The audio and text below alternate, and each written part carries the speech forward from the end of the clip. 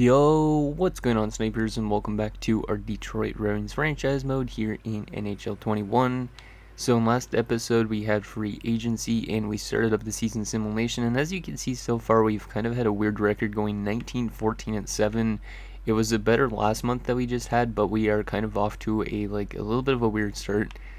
By comparison to previous years. As you can see, we bounced around with a lot of wins and losses multiple times, so we've kind of not really had much of a streak going for this team. And yeah, we're going into this month losing 3 of our last 4 games, which really sucks. Now, I think we did run into injury problems, if I remember correctly, and that could be the main reason why this team hasn't been simulating that well, but we are back to full health for this episode, which is good. So here's what our roster looks like right now, but it still isn't performing that well, or up to my expectations at least. So we probably will have to make at least a few trades to help this team out. Now, I did suggest that we could trade away somebody like UC Kolimainen because he's making like $11 million. But I don't think that's wise to do that yet, because he is putting up pretty decent points this year, 29 points in 40 games. So I think we're going to keep him around for now, and we are also going to keep Punovs around for now, even though he is making a decent amount of money for this 1 year. So we are going to have to probably make some trades that involve the bottom 6 type of players, just to kind of get new bottom 6 players. Like maybe we trade away Wong, I don't know, maybe we trade away Mestre, something like that, just to make this team a little bit better all around. I don't know what the problem really is with this team. Like the defensive pairing of Wall and Stewart haven't been as great this year. They're both minus players, which is something that they've barely been. And then also Wall is not putting up as much points as he used to for some reason. I don't know if it's because of his age, but last year he had 59 points. This year he's only got 13 points throughout 40 games, which means he's on pace to have maybe a 26 point season, which would be his worst since his rookie year, which is pretty crazy. So anyways, let's maybe make a few trades, go over a few comments, and yeah, get the rest of the season done and see if we actually make the playoffs, because I don't know if we will. I think we're on the brink of probably making the playoffs again, but we're kind of in a really weird situation. When we won the Stanley Cup, we just barely made the playoffs, so maybe that's a good omen for us, but I don't know for sure. So I do have one comment to go over before we maybe make a trade, and it is from HawksFan88. He says, you need to get better chemistry on your fourth line. One player I think you should consider trading for is Corbin on Arizona, who's an 80 overall sniper, who is making just under $3 million for 2 more years. Yandel and Columbus would also be great to get, although he is definitely more expensive. Now, I did take a look at Corbin, and Corbin's probably going to be the best option to trade for, just because, let's take a look at Yandel first. Yandel is making $8 million, and yeah, he's got a lot of trade value. It's only for 1 more season, so it's not that bad, but when you go to his value, we do not have anything that they want that's around that value. Literally, they only want prospects, so our top guys like Lutzer, Schumacher, Sandlak, those type of things is what they want. They do want some guys like Calvin Hobbs or whatever, and Yzerman, but those type of guys I don't think are going to get us enough value. And now they do also want our first round pick, but we can't just trade them picks for him, because the thing is, we would be way over our cap hit. We'd be over the cap by $3 million. So we can't really do this trade, because for some reason AIs don't like to retain a lot of salaries, so we wouldn't be able to get them to retain 50% unless we gave up 5 first round picks to do that, which in that case would not be worth it. So yeah, we aren't going to trade for Yandel, unfortunately, but it would be a good option if we were able to get him at a cheaper price. But if they actually wanted a roster player, maybe we could upgrade from Kolimainen to get him. I don't know, but I don't think I'm going to do that. So but for Corbin's a little bit more interesting. Now, Corbin is, Hawksfan was saying, he's only an 80 overall, and he's just making under $3 million for 2 more seasons. So we are going to have to pay him from next year, which kind of sucks a little bit. But he is relatively cheap, at least. And yeah, he's 29 years old. He's not that bad of a player. If we look at his career numbers, he's only played 4 seasons with Arizona, 29 points, 40 points, 32 points, and he's got 12 points so far in 39 games. But yeah, they haven't been really using him that much in terms of his ice time, so maybe if he gets a little bit more ice time here, maybe he will be actually a pretty good player. If we look at his individual attributes, he's a pretty solid shooter, but everything else is a bit average. but still, I think I would take him anyways. He went 8th overall in 2025 by Colorado, and then never played for them. Interesting. So yeah, we're gonna try and trade for Corbin, and yeah, we're gonna have to give up something that's making cap hit because we would be over the salary cap by just under like 500 or not 500,000. What am I saying? $300,000. So we're gonna have to give up a roster player, I think, in order to get him. Which in that case, we're looking at. Let's take a look at overall wise. Now, Sedin could be one of those pieces that we trade away because Sedin hasn't really made an impact yet at the NHL level, but they don't really want him is the only thing. I think I was looking and we could always just give up a 4th and a 7th to get this guy, but the thing is, I don't think I really can do that because of the cap hit, so I think I have to get rid of a roster player in this. And in that case, I don't really want to get rid of Yzerman because he's been performing pretty well as a depth, or not, yeah, as a depth forward, so, I don't know what we could give up. I don't want to give up Hobbs. Let's see if I could throw Sedin into this trade. I know it sucks because Sedin was like, yeah, he was a 21st overall pick of ours. He hasn't really panned out at all. Like, this is his first 12 NHL games he played this year at 27 years old. And yeah, he's not been too good so far. So yeah, I'm gonna add him to this trade. And then since they also want picks, we will try and give them a 4th round pick maybe. That looks pretty heavy on our side. Let's see if I can throw in a later round pick. Like, let's try the 7th. Yeah, we could try maybe Sedin in a 7th. I might have to add something else, but let's try Sedin in a 7th for Corbin. That should maybe go through. It's rejected. Let's see if we could go up a little bit in the picks. But I do want to get rid of Sedin just so we could have a little bit of cap freed up. So Sedin in the 6th, and that is still rejected. We'll probably go up to a 4th round pick, I would assume. But we're gonna try and get Corbin regardless. So a 5th round pick, that's accepted. Okay. So that's a perfect trade. We are over the cap hit now. It says by only a couple $100,000, which means we might have to make some other trades at this deadline. Now, obviously, our defensive core is a little bit weak. We could always try and upgrade that or get rid of somebody that we signed. Those guys are making only $850K. I know Bertuzzi's probably not going to come back in the offseason. I don't know. Unless he's an RFA.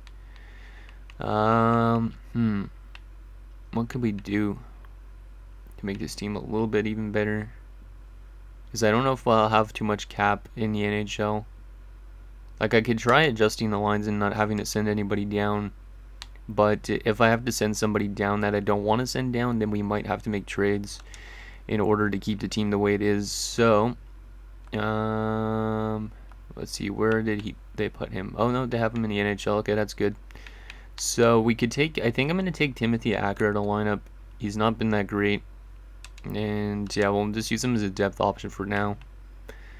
Even though he is a younger player, and we'll throw in Corbin into the lineup. And yeah, Corbin definitely helps that chemistry, so good call on that Hawks fan. Yeah, Corbin on his off wing makes a little bit more sense, I think. We could actually move Hobbs down to the 4th line if we want to, but I don't want I don't want him to get mad about ice time, so yeah, I think we'll put Corbin there. He's actually listed as a 3rd line scoring forward. Maybe I could put Hobbs down in. Yeah, I think I'll put... no, that doesn't work. I think we'll just use Corbin still as a 4th liner, even though he's a 3rd line scoring forward. Maybe I could give him some power play time as well, because I think our special teams are struggling a bit. Oh, he's already on the power play. Okay, that's perfect. Yeah, it is good. Okay. So Corbin into the lineup, and hopefully that gives us a little bit of an offensive boost, and there's our depth players. Yeah, I think we're ready to go. Our chemistry looks a little bit better there.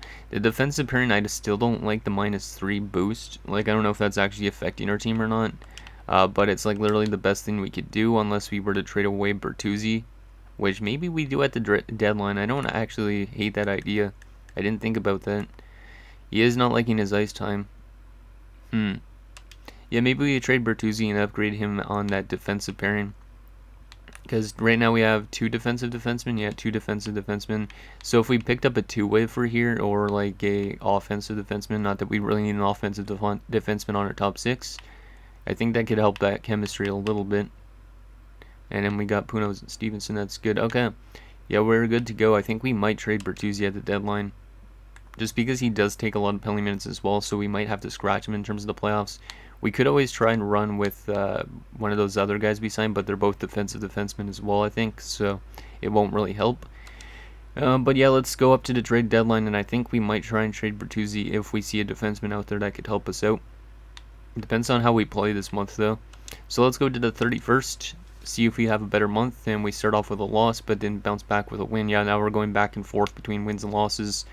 But there's 3 straight losses in a row, followed by a win, another loss, yikes. Another loss. We haven't scored in 2 straight games, and we lose another game. We're back to 500, 22, 22, and 7. This is a really rough year for this team. I don't know what really the problem is. We are tied for, I think, the last playoff spot still. Actually, no, we're not. We're literally 6 points back of the Flyers, and we already played 1 more game than them. That is not good. So we probably want to try and get a divisional spot, but that's 9 points above us. Yikes, we're running out of time. I don't think we're going to make the playoffs this year for some reason, unless we somehow acquire a good defenseman that helps us out down the stretch. Or maybe we're just going to have a horrible start to the season and then have a really good second half, because that happens sometimes. So, how has Bertuzzi been? Because I think we might want to upgrade from Bertuzzi, because he's making $2 million for a 78. That's a lot. He's a minus 13. Okay, Bertuzzi, I'm going to try and trade you for a new defenseman. Even though you are a young defenseman that we signed in free agency quite a few years ago, your time is done here. Like, we have good enough depth defenseman that we could use, but I think I want to get rid of Bertuzzi and pick up a new defenseman that's maybe making a little bit around the same, that may be a higher overall if we can. Somebody that's got like a 1-year deal, because that would be the perfect bet. Because if we could get a 1-year deal or 1-year contract, then at least we won't have to deal with it eventually. Because, like, I don't know, I just don't want to have somebody sign for too long, and then our cap hit is not that good. This Malhotra guy is really intriguing, but I don't think they're going to want to move him. I should actually just take a look at the trading block instead, just to see if there's actually anything out there. The teams are actually willing to move. But I think that's what we need to do, is just upgrade that defensive pairing. Where is the defenseman? Damn, the Yotes still have a lot of players on the block. There's got to be a defenseman that could help us out on that top 6. Or even the top 4, and then we could always just send down like Cork to the top 6 or something. That's why it sucks to let go of Savonin last offseason, because like our defense is taking a huge hit because of it. That could be the main reason why we're not similarly now. Well, this guy's signed for 3 years though. I don't want somebody that's signed for 3 years. 1-year deal, 1.995. This guy fits our second pairing. I don't know if I really want this guy in my second pairing. There's also Howe, who fits our top pairing. I'm looking more for somebody that fits our top 6. More prospects, not that I really need any. Bowen Byram my 1 year, but he's making 6.8, which would be hard to acquire. We're looking for somebody that's making like only like 2 million or 1 million. Or around the same amount actually as Bertuzzi is. Simpson is a 76, so that's not good enough. There's got to be something out there. If not, we'll have to check out the trade deadline. But I want to make this trade as soon as possible, so that it gives us the best chance to maybe come back this season. Like, we could have a really good second half all of a sudden, but I don't know why this team is performing so bad. If it's the goaltending, if it's just the defense, or we're not scoring enough goals. It's probably we're not scoring enough goals, but yeah, there's not really anything right now. 74 overall defenseman, 77. 82, but you're signed for 3 years and you're making $8 million. No, thank you. Geisberger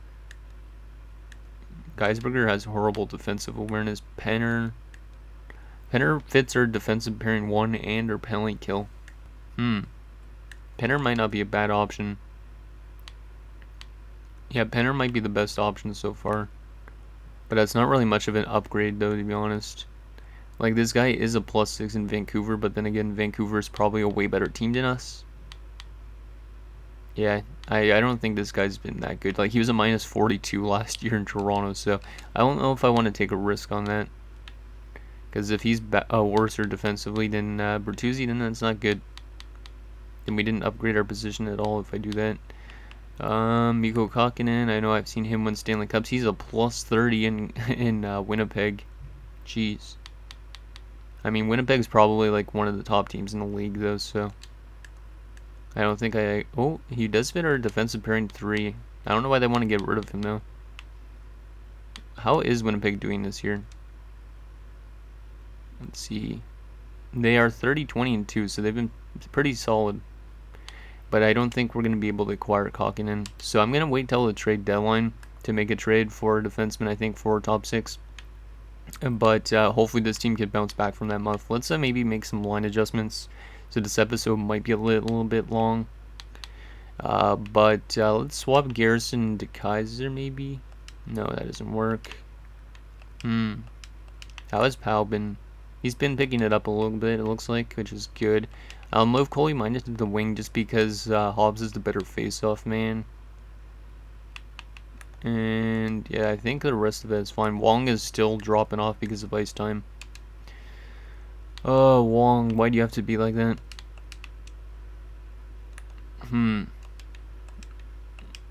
Swap Wong and Hobbs, try that around down now.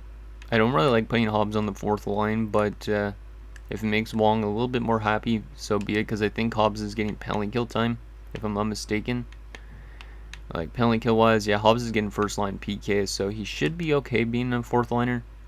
So we'll do that little small change just to see if it gets Wong being happy. But if Wong doesn't stay happy, he might end up leaving the team this offseason, which really sucks because he's a pretty solid undrafted player, but still. Let's go do a day before the deadline, and then maybe we'll make our trade for a defenseman if our team isn't doing good. Speaking of defensemen, Jordan Spence is on waivers.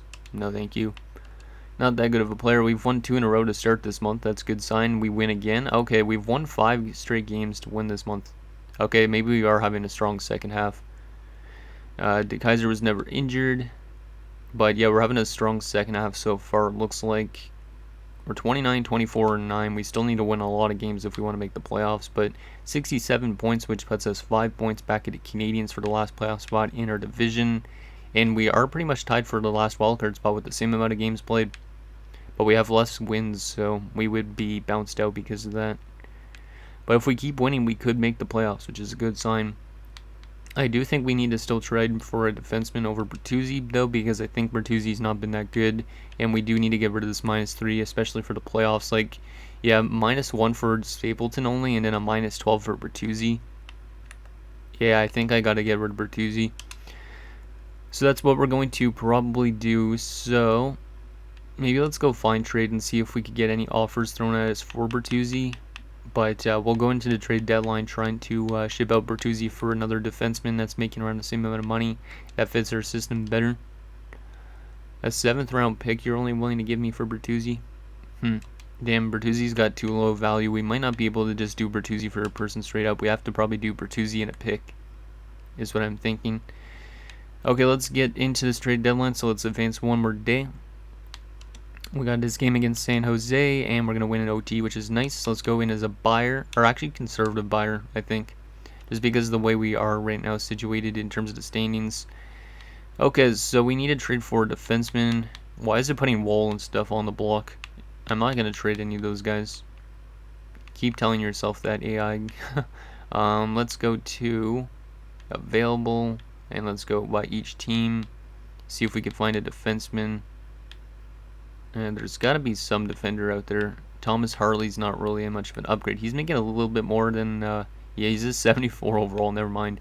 Not going to trade for that. I hope I can work fast enough making these trades, because trade deadlines are annoying as heck. Well, they're not annoying, but still. Looks like Thomas Larson just got traded.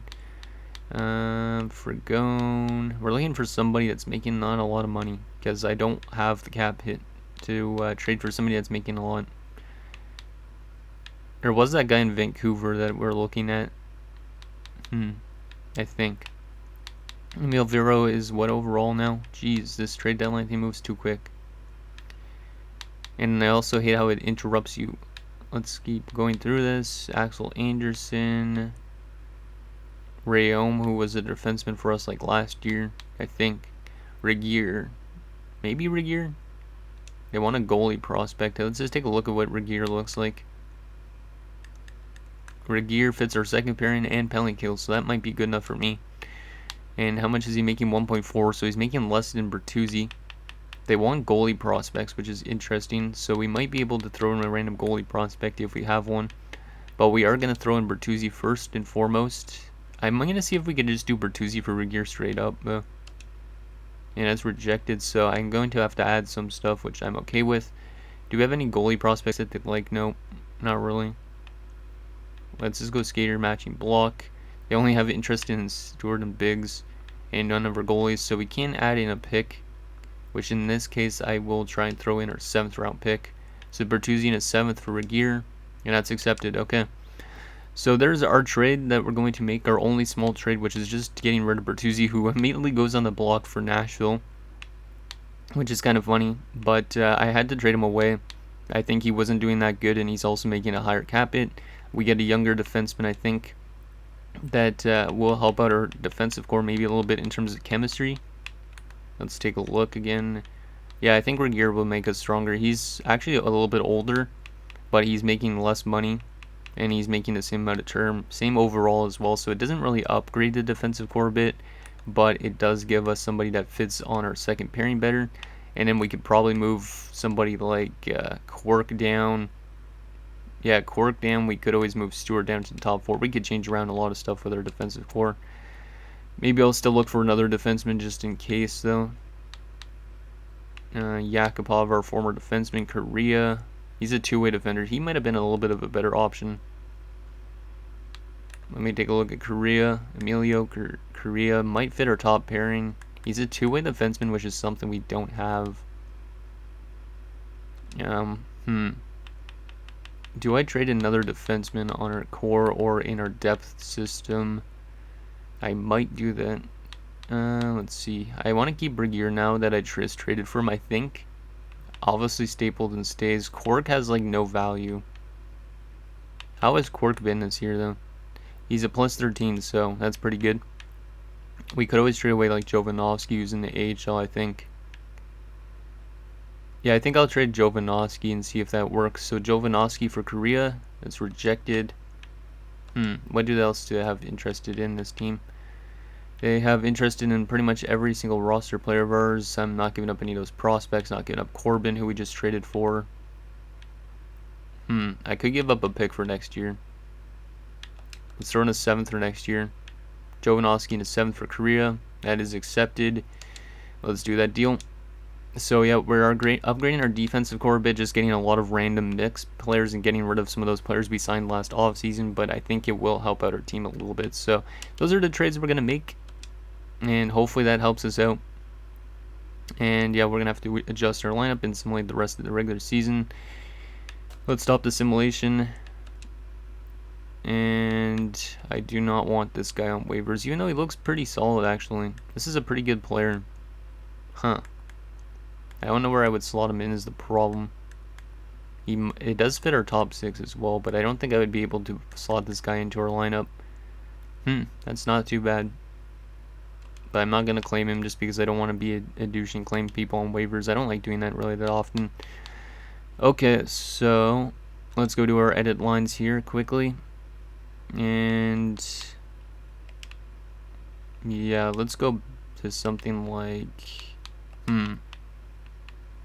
why is there a -1 there now? Wasn't there not oh, it changed around our lines, that's why. Yzerman's back in, he shouldn't be. Corbin needs to be in there. Yeah, something like that is good. I'm gonna go to scratch for a second. Stapleton scratched. I don't want Stapleton to be scratched. Okay, so that might not have affected our defensive pairings the way I wanted it to. We're going to go back to this, though. And we're going to take out Regier, who we just traded for, and put in Stapleton. And that helps it a little bit. Goes from a -3 to a -1. So I think that was a good move. And then it gives us another depth defenseman in Regier. And then Medvedov is still there. Yzerman's there. Do I have another depth forward I could call up? I do have Hillis. Yeah, I think I got to call up Hillis. Which means I think I've got to send down Medvedov for now.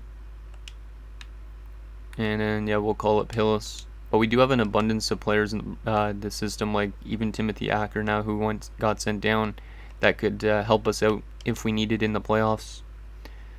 I think our roster looks a lot better than it did, though. But I hope it helps out. So we'll just go best lines down there in the AHL.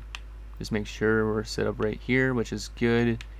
I could always throw Hillis into the lineup over Wong, but I know he's going to complain a lot about it. Yeah, I think that looks fine. So there's our roster going into the rest of the regular season. Now it's time to simulate and see if we could actually clinch this last playoff spot. We are actually in that wild card spot now with the 69 points. So we've had a really good start to the second half of the season, and hopefully after this trade deadline it helps out a little bit as well. So let's go to the 18th of March, just right in the middle of the month, just in case we need to make any adjustments.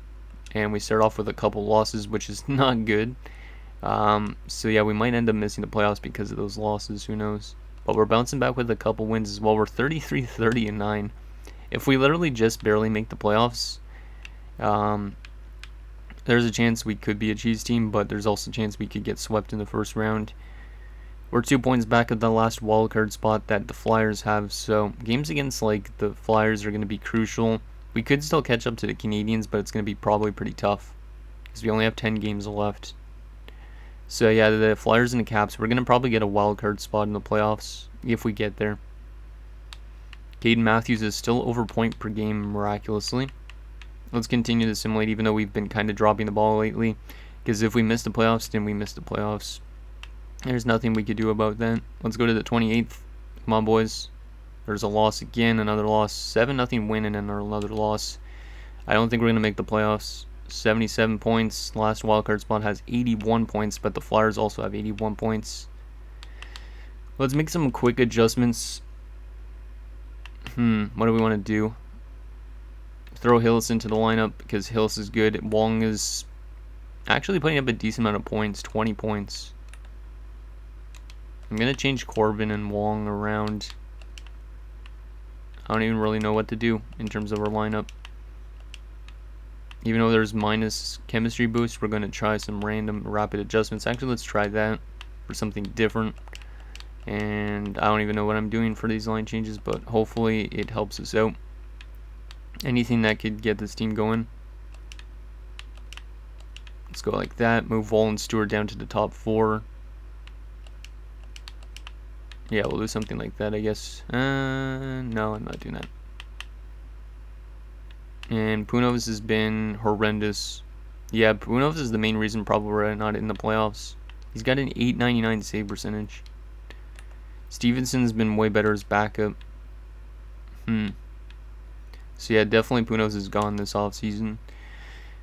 Okay, let's get the last few games of the season done. We only have 6 more games. We need 4 more points to actually get tied with the Hurricanes and Flyers. So I think the Hurricanes or the Flyers are just going to end up winning.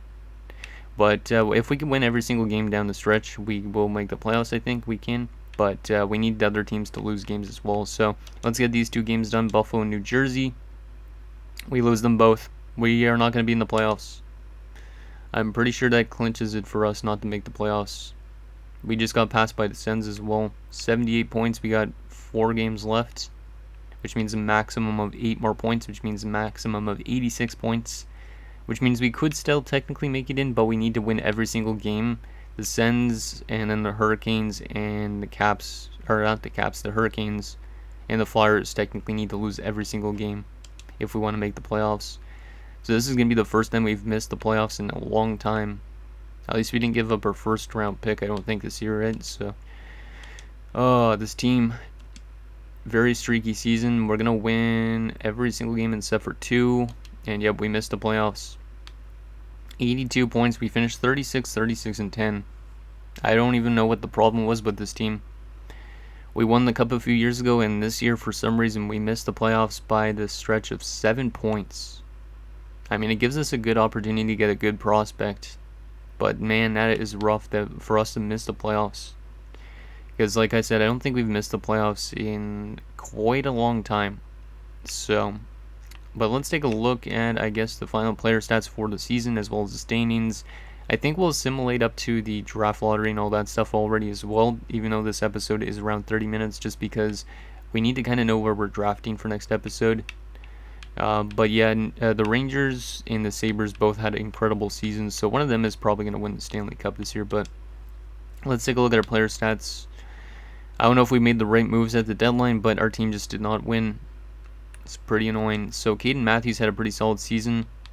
77 games played with 75 points. It seems like he's been a little injury prone the last 2 seasons. Coley Minen had 59 points. He might be on his way out if we want to go back to a rebuild, but we don't really have much time left to win another Stanley Cup is the only problem. But yeah, Coley Minen might get dealt in the offseason just because he's still making $11 million next year. Powell 53 points, pretty solid from him, but a minus 12. A little bit of less points than last year, which is okay. Mestry 21 points, Hobbs 20 points. The plus minus isn't great though on the bottom 6 at all. Like the top 6 it seems like is okay, but it seems like the bottom 6 was not good at all. And then DeKaiser 74 points, 43 goals this year, so that's really nice to see. Plus 23 as well. And then you get into Corbin, 23 points and a minus 15. Yeah, he wasn't that good with us. He was around the same amount of points he had in Arizona, and his plus minus was worse. He was minus 11 in 42 games. Yikes. And he dropped off in overall to 77. I don't know why it is. His ice time is okay, apparently. Interesting. Wong, 20 points in 70 games, minus 3. So he is not that bad defensively, but he did take a decent amount of PIMs. Yzerman had 9 points in 20 games. Maybe we should have played him a little bit more. I don't know. Right wing wise, Dingman had 72 points. Pretty solid season from Dingman. So our top offensive guns did pretty good this year, but it seems like everybody else did not. At least defensively, it seems like not a lot of players did. Bouillon, 66 points, 39 goals. So yeah, his goal scoring is going down a lot. A minus 4 as well from him. Garrison, 40 points in 79 games is pretty solid. Definitely respectable. Not as good as last year, but still pretty good. And then Alexandrov had 32 points, which is pretty solid. Yeah, that's one of his best seasons. And then we go to our defenseman. Biggs had 56 points, so very happy I extended this guy. At least he had a really good offensive season. Kind of like Wall, he's been better during the later stages of his career, which is kind of interesting. And in Wall, 42 points and a minus 4, so he picked it up a lot during the stretch, but still didn't do good enough and wasn't a plus for one of the first times of his career. Yeah, he hasn't been a plus or minus since 29-30, so almost 7 years, which is pretty crazy. Korea, who we brought in from New Jersey, was a plus 7 in 19 games, so he definitely helped out, but it was not enough, apparently. Stewart, 18 points and was a plus 3, so Stewart ended up being plus this year, which is good. Continues his streak of being a plus defender. Only 1 goal from him this year, but he's not much of an offensive player at all, but he's never been a minus player since like his second NHL season, which is pretty crazy. But so are those days of the minus or plus 65s where he was really good defensively. Stapleton, 12 points and a plus 4, not too bad from Stapleton. This was his first year in the NHL, so I'll take that. Regier, 10 points in 62 games and a minus 6. We brought him in from Nashville, and he didn't play actually at all. I could have put him into the lineup, but I didn't. So I don't know if he comes back. Maybe he does. And then Quirk, 8 points and a plus 11, so he's pretty solid as well as a pickup, but didn't do enough for us, I guess. Goaltending wise though, this is definitely where it struggled. Yeah, Punos was horrendous. 30 and 6. 2 shutouts and 897 save percentage and a 3.25. So he's pretty much playing like a Matt Murray, you could say. Not that good enough. Like winning the Stanley Cup and then end up like not playing that good at all. Like he's kind of dropped the ball the last few years. Like last year he was really solid, but this year it's complete opposite. And then Stevenson in his first year played 22 games. He was 6-7-4 with a 903 and a 2.96. I think he'll probably be our starting goalie next year, just because we can get rid of Punos that way. So that's that. Okay guys, so we had a little bit of technical problems after I was looking at the player stats, so I will do a little recap again of all the player stats and awards and like the draft class and all that stuff going into next episode, but I apologize again. I have no idea what the problem is with my Elgato, if it's still the dust or what, but there's, for some reason, it's just been kind of underperforming a lot lately. So let's get into the player stats for around the league, because that's what I was showing you guys before the video decided to freeze again for some reason. It's pretty annoying. But entire league wise, as you can see for forwards, Kukkonen led the league with 115 points this year. And in goal scoring wise, Sonnenberg was up there with 64 goals, and then also Hamilton, who's been really fantastic for the Rangers, had 62 goals this year. So he's had like 3 straight 60 goal seasons, and he's only 23 years old, which is crazy. And then you get into the defensemen for points this year. Rasmus Dahlin led with 83 points, but he did not win the Norris. It was Kondratyov who won with 82 points, I'm pretty sure. And he was a plus 44, so I think that made the difference. And then we go to our goaltending situation. So Boyer led the league with 47 wins this year for the Rangers, and he had 11 shutouts. This guy was playing almost like Martin Brodeur, pretty much, and with that nice .923 save percentage and the 2.21 goals against. So the Rangers are a dynamite team this year. They end up winning the Stanley Cup as well, which I'll show you guys in a little bit. Denisov was also up there with 46 wins, maybe with 44, that sort of thing. Then we go to rookie skaters. I can't show you the rookie points because that always removes itself at the end of the season, but it was a guy named Harold Ho of Vegas who won. He had like 83 points in 82 games. And yeah, that's pretty much that. Let's take a quick look at the standings for the season, because you guys would not have seen this as well because of the video. But yeah, we finished 36, 36, and 10, right at 50%. And yeah, we had a kind of a really bad season. We finished 22nd best in the league, and it was mainly due to our offense because we did not score enough goals. If we go here, we were one of the worst offensive teams in the NHL. Not the worst, but one of the worst. And then if we go to goals against per game, we were kind of in the mid-table, I'm pretty sure. Yeah, we were mid-table of 3.27, so we were not that bad defensively. Could have improved it a little bit, but our offense definitely needed to score more. And then if we go to our power play percentage, we had the worst power play in the NHL at 13.4%, which is not good enough at all. And then our penalty kill was actually pretty solid, as it was top 5 in the NHL. So yeah, we definitely needed to get our power play going and our offense going in general. And yeah, it didn't happen, and we missed the playoffs for the first time in a long time. So that's that. Let's take a look at actually the awards first before we get into like the prospect pool for the draft and all that. So award wise, as you can see, the Rangers won the Stanley Cup, and then also they won the President's Trophy this year, so no curse with the President's Trophy. And then yeah, it was the Rangers in Chicago Stanley Cup Finals, so pretty interesting finals there. And then in terms of individual awards, Kukkonen won the Art Ross, Hamilton would win the Hart, Kondratyov the Norris, as I was mentioning, Genther the Lady Bing, Ho won the Calder, Hamilton won the Conn Smythe because he had like 32 points in like 20 playoff games. It only took 21 games for the Rangers to win the Stanley Cup this year. And then Boyer won the Vezina, not really a surprise with those 11 shutouts. He also won the William M. Jennings for the second straight season. Ian Toonen won the Masterton. PK Subban won his second Jack Adams, which is pretty crazy because I thought this guy would be more of an analyst than a head coach.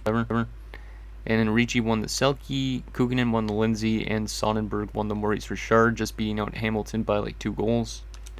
And then in terms of the AHL, we didn't have any awards, so nothing important really, I don't think, down there. So yeah, those are the stats and the awards for the season. Let's take a look at the contract situation before we get into the draft class.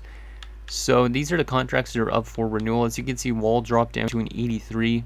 He's gonna only want like $7.6 million, but that is still a lot of money considering he is on the decline. But guys like Wong, Hobbs, Alexandrov, Mestre, Cork, Hills, etc. are all up for renewal, which makes this probably a little bit of a tough offseason on who we bring back and who we don't. It's not the most expensive offseason, but it is a little bit. And then goaltending wise, I think we do have to let go of Punovs because he's been underperforming a lot. Yeah, I'm not going to give him $9 million. It's only for 1 year, but still, he wants $18 million if you go up to 8 years, which is ridiculous. Stevenson probably will be our starter for next year because he doesn't want that much. Like, if we go to 8 years, he only wants like 7 mil. So that is that. Let's take a look at the progress reports quickly. Not that it matters that much. I think we've been getting some development. But as you can see, we've gotten a lot of like statistical growth and statistical decline from some of our players. Guys like Wall are actually dropping off naturally though, so he might retire by 35, 36. And yeah, that's pretty much the NHL club. Surprisingly though, Stevenson got no development being an NHL backup goalie, which is kind of weird. And in the system, you can see we got some development from our prospects, which is good as always, because eventually some of these guys might crack our lineup. At least I would hope so. So yeah, that's pretty much that, and there is goalie situation-wise as well. Let's get into what this draft class looks like. Not that we actually really know, because we don't really have any scouts, so we did not get a really good job at scouting done, and yeah, I don't really know what we're going to go with our pick, because since we have 10th overall, we could always take like a defenseman like Sundin, Kerman, or Pushkarov. Pushkarov probably will be the best option for us to take, just because he's got that 1 year left before he makes the NHL, but he could be a top 4 with like really high overalls. I don't know. Like, he's good at shooting. His puck skills aren't good, which is okay, I guess.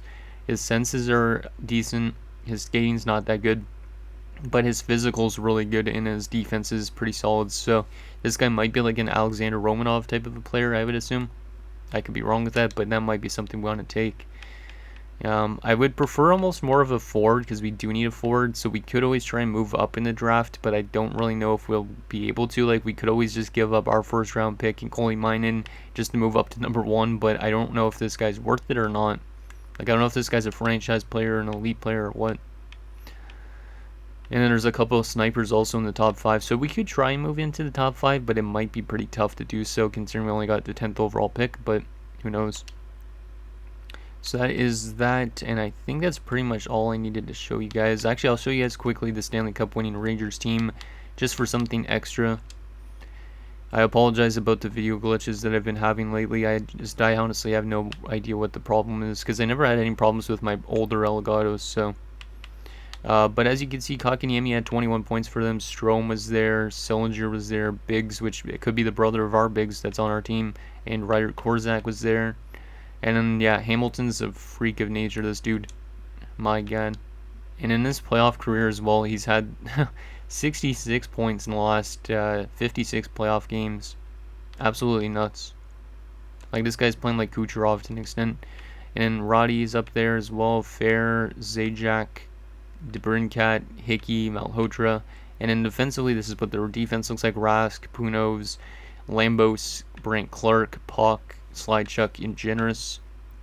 And then Boyer is a fantastic goalie, and Bore is pretty solid as a backup. I wonder actually how much Hamilton's getting paid, out of curiosity. $14 million for 8 years. That's actually a pretty good deal, I would say, for somebody like this that scored like 3 straight 60-goal seasons. Interesting.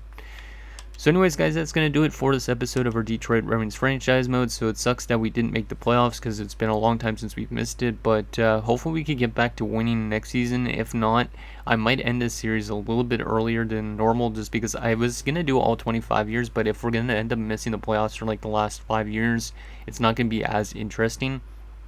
So who knows, maybe the series ends a little bit earlier than I was planning to, but I'll try and get this team back to being a playoff team for next year. So anyways, let me know what you guys think down below, and I'll see you guys next time.